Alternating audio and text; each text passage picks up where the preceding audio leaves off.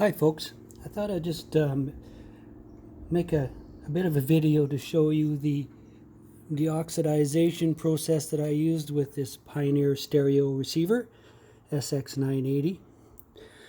I noticed online there wasn't a whole lot of help when it came to trying to remove the switch package from these receivers to do the deoxidization and the cleaning.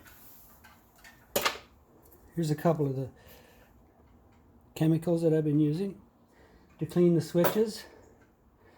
So the process I eventually determined here is that these boards, if you take the top off, this is upside down, take the top off, take the bottom off, take about 5 or 6 black screws out of the front.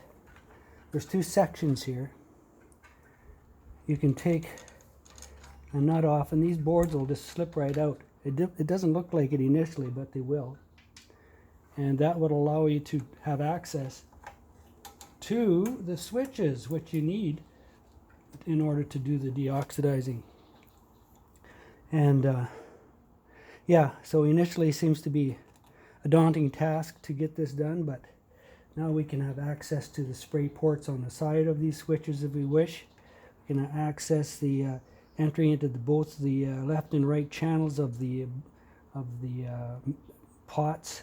This is the volume pot. It's a little unique, but there's ports here now that you can spray into to clean. So yeah, I thought I'd just let you see that, because it seems like you have to tear the whole thing apart, but you don't really. And this side, if you look, there's just a couple screws here. This top plate can come off if there's only 2 screws here. If all 4 are in, you have to do the same process. You take off the nuts, back it out, and it too will look like this and give you access to the switches in order for you to clean them. So I hope that helps. I hope you have a great day and keep cleaning and fixing.